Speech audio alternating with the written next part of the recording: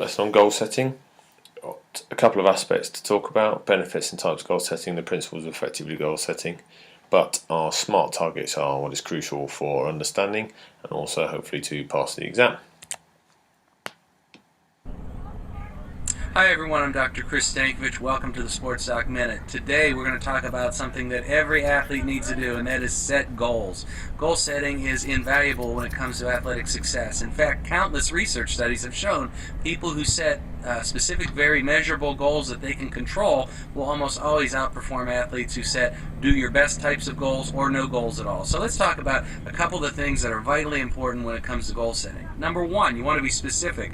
Instead of just saying I want to be a better player, start to get specific with what that means. Is that improving your size, your speed, your strength, the technical aspects of the game? But it's important that you get very specific. Number two is that your goals are measurable. If you're in the weight room and you want to say you are going to get stronger, that's really a poorly set goal. You need to have specific numbers that you're trying to reach that you can document and actually follow your progress. And number three, your goals need to be controllable. If you're setting goals that rely on luck or the help of others, or even to make an all-conference team where other people are going to vote on you, you're not doing goal setting the best way that you can. And instead, I want you to think about goals that you completely control. Your size, speed, strength, agility, knowing the plays, these are all things that will help take you to a lot of good places in sports. So keep up the good work, and I'll see you next time. Okay, so there we have a real coach talking a little bit about our SMART targets, and I'm going to expand a little bit on what he said. Usain Bolt is going to be the focus for us within our lesson time, and I want you to concentrate as I'm speaking on the difference between what he might say when he's setting goals and that of a schoolboy sprinter perhaps setting his own targets. And hopefully comparison between the two will help our understanding. The first aspect, I really want to talk about short and long-term goals. Kelly Holmes sets herself short-term goals and long-term goals on the way to Olympic or double Olympic gold. The long-term goals were pretty obvious: to win the Olympics, 800 and 1500. But those short-term goals, they're do an extra rep in training. They are win the British Championships, UK Championships, to win the European gold. Short and long-term goals have to be linked together, and if we can do that, then hopefully we can achieve our aims and optimise performance. A little bit for you to write notes with, the advantages of goal setting. I won't go through them all, but suffice to say that things like self-confidence and motivation can be increased if we get our goal setting correct. Achieving our goals is what it's all about to lead to optimising performance, and I think they all go hand in hand. And there's a quote from Basil Walsh just to hopefully help your understanding. There are also disadvantages, and whilst looking at these and jotting them down, I want you to consider the fact that if you fail, how you appear to others can be crucial. And I think appearance is something that means goal setting can have a dramatic effect on how we improve or indeed don't want to do things.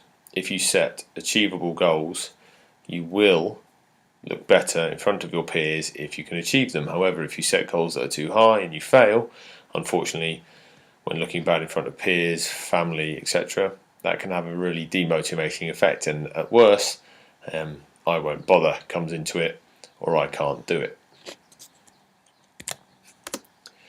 So, to the main body of our work, and these are our SMART targets. Just very quickly, specific targets.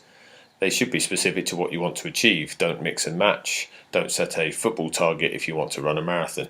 Link all of your targets to what you are trying to achieve. They have to be measurable, be it quantitative or qualitative. You need to be able to measure what you're doing. So if I want to achieve 7 out of 10 in something, that way I can work towards it. What I don't want to say is I want to do well. That isn't measurable.